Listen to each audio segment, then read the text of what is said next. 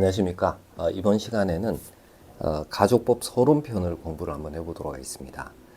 우리 이제 교재 처음부터 한번 쭉 한번 살펴보도록 하죠.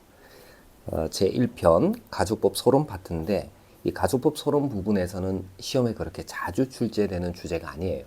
그래서 조금 가볍게 이 내용들을 이제 한번 살펴보는 것이 필요할 것 같습니다. 자, 먼저 1번에 이제 가족법의 의의가 나오지 않습니까? 이쪽 파트는 되게 이론적인 것이고 상식적인 것이기 때문에 그냥 넘어가셔도 될 것 같아요. 자, 그다음 이제 로마제 2번에 가족법과 민법 총칙의 관계에 관한 설명들이 나오고 있어요. 자, 먼저 숫자 1번에 가족법에서 민법 총칙의 지위가 어떻게 되느냐라는 건데, 여러분 이제 민법 총칙은 대부분은 재산행위를 전제로 해서 규율이 이루어져 있어요. 그리고 재산행위하고 가족관계를 발생시키는 행위는 여러 점에서 차이가 있습니다. 그래서 우리 통설은 민법 총칙은 재산법의 총칙으로 이해를 할 뿐이고 가족법의 총칙으로까지는 이해를 하고 있지는 않습니다. 그래서 동그라미 2번에 적용 배제설, 여기 이제 적용 배제설이 있죠. 적용 배제설이 이게 이제 우리 통설의 태도다, 이렇게 이제 이해를 하고 계시면 될 것 같습니다. 자, 그다음 이제 숫자 2번에 민법 총칙과 다른 가족법의 특별 규정들이 있는데 이 부분들은 여러분들이 쭉 한번 읽어보시면 될 것 같고요. 그냥 쭉 넘어가시면 될 것 같습니다. 자, 그다음 로마자 3번 가족법의 법원입니다. 가족관계를 규율할 때 법원에서 적용되어야 되는 법률이 어떤 것들이 있느냐라는 건데, 자, 첫 번째가 가족관계 등록에 관한 법률이 있습니다. 자, 양가로 1번의 이제 주요 내용 중에서 반가로 1번 개인별 가족관계 등록부 편제와 전산 정보 처리 조직에 의한 관리라는 부분을 보세요.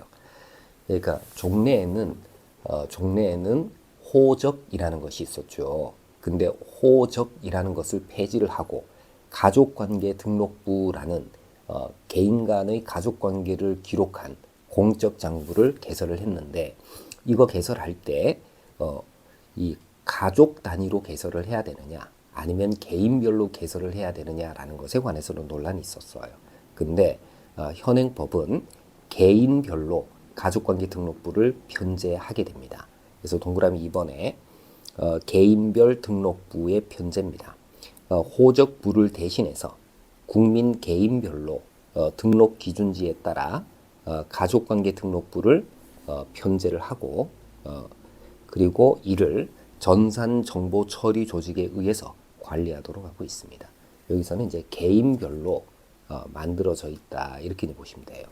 그래서 한 가족 내에 있는 부부라고 하더라도 각 부부 일방의 가족관계 등록부하고 상대방의 가족관계 등록부가 서로 다를 수가 있습니다. 자, 그 다음에 이제 나머지는 쭉 조문 내용들이니까 이건 이제 넘어가도 될 것 같고요. 반가로 3번에 보시면은 등록부의 정정이라는 부분이 있습니다. 이 부분은 여러분들이 알고 가시는 것이 좋을 것 같아요. 출제 가능성이 아주 높다, 이렇게 볼 수는 없지만 가족관계 등록부의 기재 사실이 실제와 다른 경우가 있지 않습니까? 이럴 때는 이제 기재를 정정해야 되는데, 이 등록부를 정정하는 구체적인 방법이 어떠냐라는 것은 이 절차 문제이기도 하고, 그 다음에 구체적인 권리를 실현하는 그 방법의 문제이기도 하기 때문에 잘 기억을 좀 해두실 필요가 있습니다. 자, 104조를 보면 104조 1항에 이렇게 돼 있죠. 등록부의 기록이 법률상 허가될 수 없는 것 또는 그 기재에 착오나 누락이 있다고 인정한 때에는 이해관계인은 사건 본인의 등록 기준지를 관할하는 가정법원의 허가를 받아서 등록부에 정정을 신청할 수 있다. 그래서 가족관계 등록부를 담당하는 공무원에게 이 기재가 잘못되었으니 고쳐주세요 라고 신청한다고 해서 등록부를 담당하는 공무원이 바로 기재를 정정해 주지는 않습니다. 기재 정정을 하려면은 가정법원의 허가를 법원의 허가를 받아서 등록부 정정을 신청을 하는 겁니다. 자, 그다음에 이제 105조를 보시면은 무효인 행위의 가족관계 등록 기록의 정정입니다. 여기서는 이제 105조 1항을 보면 신고로 인해서 효력이 발생하는 행위. 예를 들면 어떤 게 있겠어요? 뭐 혼인, 입양 등등이 신고에 의해서 효력이 발생하는 행위이겠죠. 신고로 인해서 효력이 발생하는 행위에 관하여 등록부에 기록했는데, 자, 그 행위가 무효임이 명백한 때, 기억을 해두세요. 무효임이 명백하다면 이때는 가정법원의 허가를 받아서 등록부의 정정을 신청할 수가 있습니다. 네, 여러분 이 105조는 107조하고 관련해서 같이 기억을 해두셔야 됩니다. 자, 107조를 보면 확정 판결로 인해서 등록부를 정정하여야 할 때, 확정 판결로 인해서 등록부를 정정해야 할 때에는 소를 제기한 사람은 판결 확정일로부터 1개월 이내에 판결의 등본 및 확정 증명서를 첨부해서 등록부의 정정을 신청하여야 한다. 이게 무슨 말이냐면요, 신고로 인해서 효력이 발생하는 행위에 관해서 등록부에 기록을 했는데 이걸 정정하고자 합니다. 그러면 신고로 인해서 효력이 발생하는 행위의 효력이 부정돼야 될 거 아니겠습니까? 그러면 이 부정된다라는 것을 법원의 확정 판결을 통해서 증명해야지만 등록부의 정정을 신청할 수가 있어요. 다만 그 행위가 무효임이 명백하다면은 굳이 가사소송을 통해서 판결을 확정받지 않는다 하더라도 가정법원의 허가를 받아서 등록부의 정정을 신청할 수 있도록 한 겁니다. 그래서 105조는 107조에 따른 절차의 특례다. 이렇게 보시면 되겠죠. 자, 동그라미 1번에 등록부 정정 방법인데, 자, 먼저 확정 판결에 의한 정정입니다. 정정하려면은 확정 판결이 있어야지만 정정이 되는 것. 자, 첫 번째 줄을 보시면은 친족법상 또는 상속법상 중대한 영향을 미치는 사항. 자, 친족법상, 상속법상 중대한 영향을 미치는 사항. 이 사항에 관한 기재 정정은 확정 판결에 의함이 원칙입니다. 자, 그리고 중대한 영향을 미치는 사항이라는 것은 기록상에 관련한 신분관계 존부에 관하여 직접적인 쟁송 방법이 가사소송법 등에 마련되어 있는 사항을 말합니다. 쟁송 방법이 가사소송법에 마련되어져 있는 사항이라면 친족법상 또는 상속법상 중대한 사항에 해당하기 때문에 확정 판결에 의해서 이 기재를 정정하는 것이 원칙이라는 것이죠. 예를 들면 혼인이 되어 있지 않은데도 불구하고 혼인 관계가 등록부에 기재가 되어져 있습니다. 이럴 때에는 혼인 무효 확정 판결에 기초해 가지고 등록부의 기재를 정정할 일이지 다른 방식으로 등록부 기재를 정정할 수는 없다는 겁니다. 그 양자가 아님에도 불구하고 양자로 등록부에 기재가 되어져 있습니다. 이럴 때에는 입양 무효 확인 판결을 받아와야지 등록부 기재가 정정이 될 수가 있습니다. 자, 그 다음 말을 보세요. 친생자 추정에 영향을 주는 출생연월일, 그 다음에 사망일시 등에 관한 기재 정정. 자, 이것은 가사소송법 등에서 이를 확정하는 직접적인 쟁송 방법을 마련하고 있지 않습니다. 그러니까 이런 경우에 기재를 바꾸고자 해요. 이럴 때는 가정법원의 허가라는 비교적 간이한 절차를 통해서 기재를 정정할 수가 있습니다. 그렇죠? 그러니까 출생연월일 기재 정정하는 경우 가정법원의 허가가 있으면 되는 것이지 이게 그 친생 부인 판결이 있어야 된다든지 할 것은 아니라는 겁니다. 출생연월일이 친생자 추정에 영향을 주는 것이라고 하더라도 마찬가지다라는 것이죠. 자, 그 다음 양가로 니은에 가정법원의 허가에 의한 정정입니다. 등록부의 기록이 법률상 허가될 수 없는 것 또는 기재에 착오나 누락이 있는 때 이럴 때에는 이제 가정법원의 허가를 받아서 등록부를 정정할 수가 있습니다. 특히 성전환자에 대한 성별 기재, 자 이것도 가정법원의 허가를 받아서 정정할 수가 있습니다. 우리 대법원은 성전환자라는 개념을 인정을 하고 있어요. 자 그다음 이제 양가로 디귿에 신고로 인해서 효력이 발생하는 행위에 관한 등록부 기재 정정의 특례가 있죠. 자 그 행위가 무효임이 명백한 때에는 굳이 확정 판결까지 얻을 필요는 없다. 이럴 때에는 가정법원의 허가를 받아서 정정할 수 있도록 편의를 좀 도모하고 있다. 이렇게 보시면 돼요.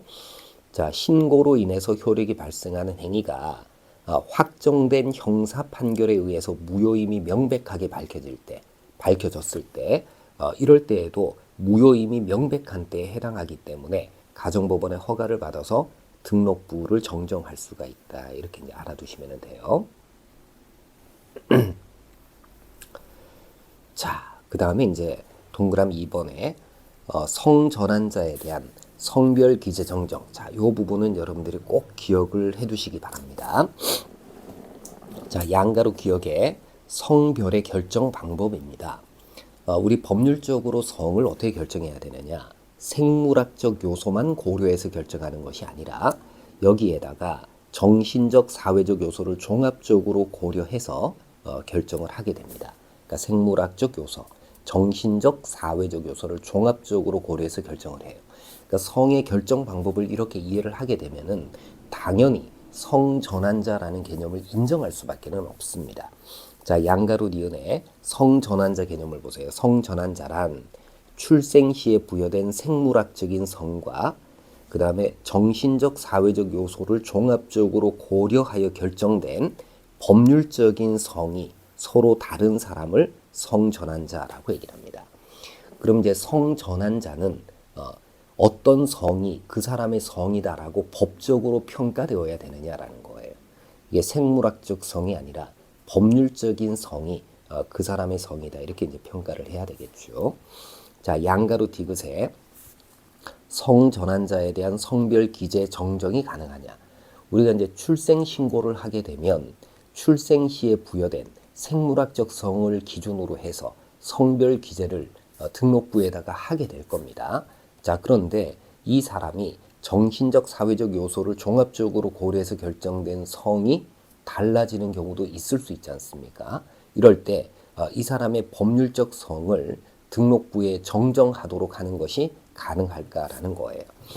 자, 성전환자에 해당함이 명백한 사람에 대해서는 등록부의 성별란 기재의 성을 전환된 성에 부합하도록 수정할 수 있도록 허용함이 당연하겠죠. 그러니까 성전환자라는 개념을 인정한다는 얘기는 성전환자에 대한 성별 기재 정정을 허용한다 이렇게 봐야 됩니다. 자, 그러나 자, 성전환자가 혼인 중에 있거나 혹은 미성년인 자녀가 있는 경우에는 배우자나 미성년 자인 자녀의 법적 지위와 그에 대한 사회적 인식에 혼란을 초래할 수 있기 때문에 이런 혼란을 초래할 수 있는 경우라면 성별 정정은 허용되지 않는다라고 보는 게 우리 판례의 태도입니다.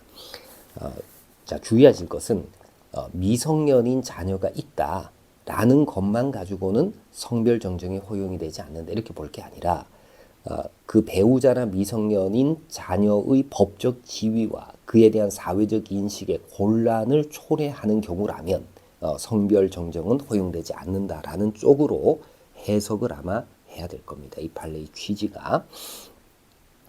자, 그 다음에 이제 양가로 2번 쪽으로 넘어가죠. 가족관계 등록 신고의 유형 및 기재 사항의 효력입니다.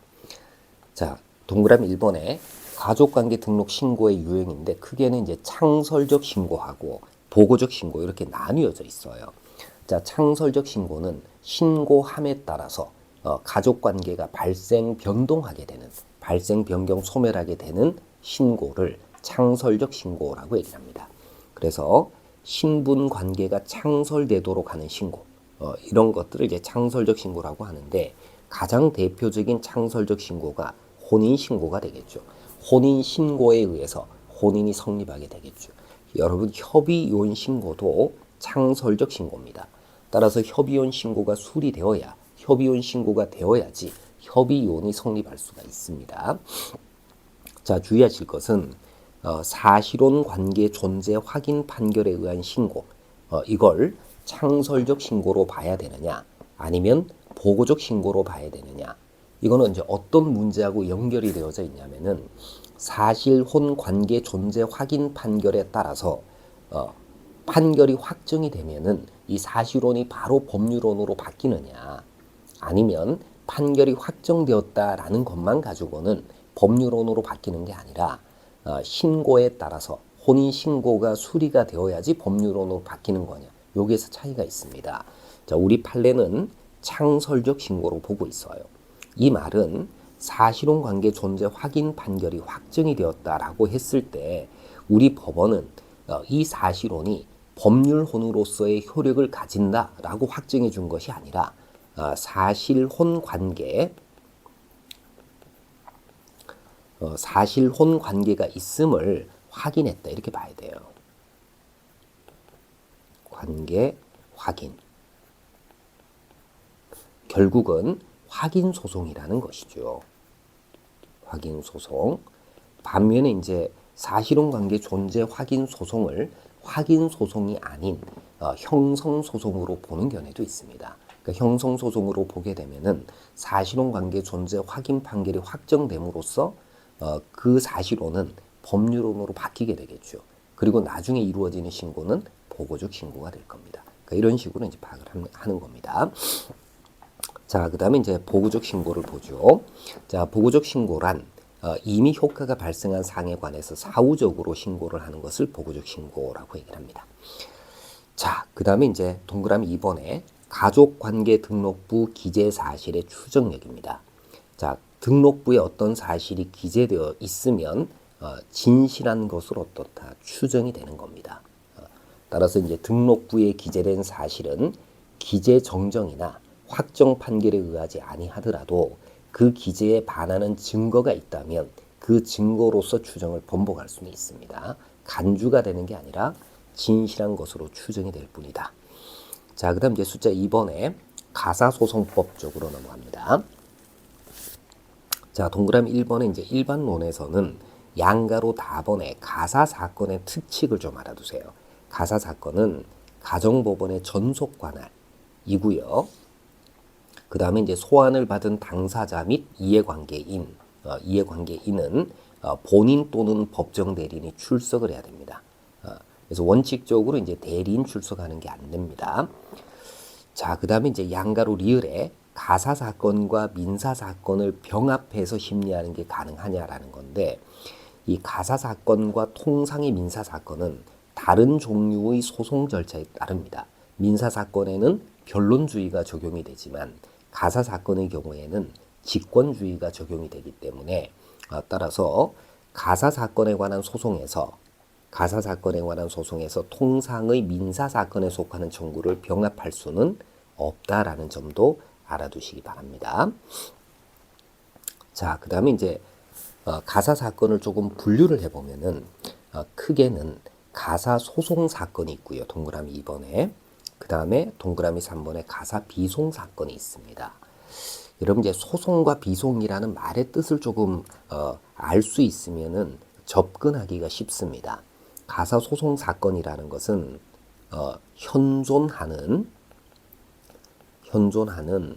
권리 관계에 관한 다툼, 이거를 해결하는 그런 사건을 가사 소송 사건이라고 얘기를 할 수가 있겠죠.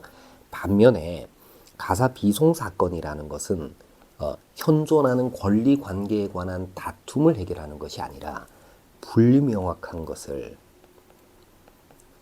이거를 한 점을 명확히 해서 법적 불안을 제거하거나 아니면 국가가 개인의 여러 법률 관계에 후견적으로 개입해서 개인 간의 법적 분쟁을 개인들을 대신해서 해결해주는 그런 사건을 가사 비송 사건이라고 얘기를 합니다. 그러니까 결국은 비송 사건에서는 대립 당사자 구조라는 것이 없다는 거예요. 대립 당사자 구조가 없고 소송 사건에서는 대립 당사자 구조가 있는 거죠. 대립 당사자 이거를 전제로 하는 겁니다. 이게 이제 가사소송 사건이에요. 자, 그리고 이제 가사소송 사건은 가류, 나류, 다류 이렇게 세 가지로 나뉘어져 있는데 이 가류 사건은 확인 소송 사건이 가류 사건이에요. 그래서 혼인 무효 확인, 입양 무효 확인, 친생자 존부 확인 이런 사건들이 모두 다 가사소송 가류 사건입니다. 자, 근데 가사소송 가류 사건은 확인 사건이기 때문에 이 확정 판결의 대세적 효력이 인정이 되고요.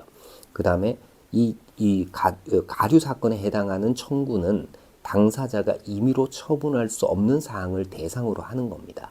따라서 이에 관하여 조정이나 재판상 화해가 성립했다고 하더라도 효력이 있을 수는 없습니다. 그죠?